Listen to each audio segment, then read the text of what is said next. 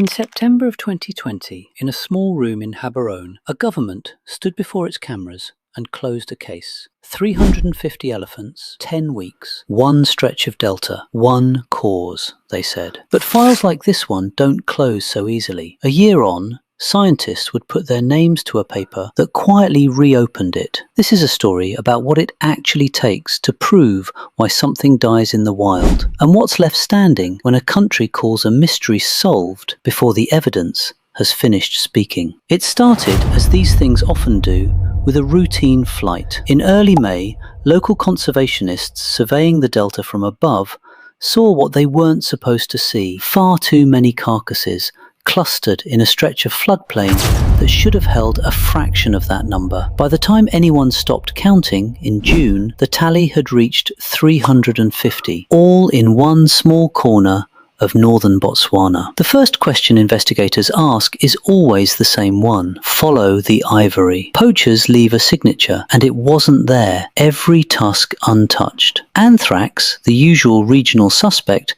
came off the list next. What remained was stranger. The elephants that were still alive weren't simply dying, they were behaving like something had reached them first, walking in slow, aimless circles, collapsing forward onto their faces, wasting away in a matter of days. Whatever this was, it hadn't come for their bodies first. It had come for something closer to the wiring underneath. If you know someone who assumes a mystery this size should have a fast, clean answer, this is the story to send them. What you're watching is what solving something in the wild actually costs, in time and in doubt. Proving a cause of death takes tissue, fresh, correctly preserved, and moved fast to a laboratory equipped to read it. In the middle of 2020, almost none of that was simple. The routes samples would normally travel had been shut down by a pandemic circling the entire planet. Work that should have taken weeks stretched into months. By the time specimens finally reached laboratories in South Africa,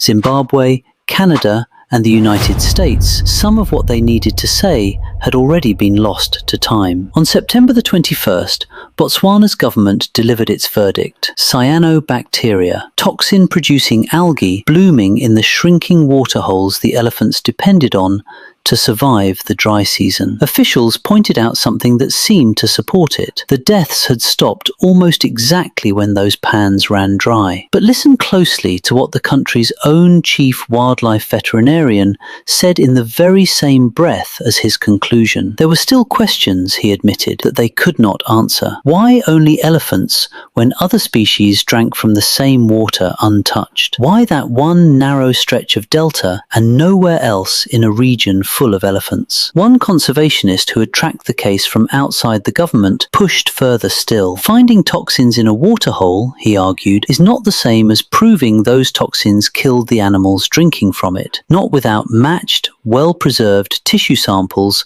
from the elephants themselves. And by his account, that chain of evidence had already broken down before the samples ever reached a lab. This is the part most headlines left out, the footnote underneath the announcement. If the honest version of a story matters to you as much as the tidy one, the like button is how you tell us to keep digging for it. Weeks after the deaths in Botswana slowed, more elephants began dying across the border in Zimbabwe. A separate investigation, a separate set of veterinarians, and no confirmed link back to the first cluster at all. Then, a full year after the case was declared closed, a group of conservation scientists published something most of the world had already stopped paying attention to: a peer-reviewed paper arguing the algae explanation had never actually been proven. Their alternative wasn't a single poisoned pond. It was disease, moving through a population increasingly confined by fences and shrinking access to water, across a landscape that stretches through 5 countries and belongs, in any legal sense, to none of them. The Okavango's water begins its journey in the highlands of Angola, crosses Namibia, and only then reaches the delta in Botswana, where the elephants died. The animals that lived and died there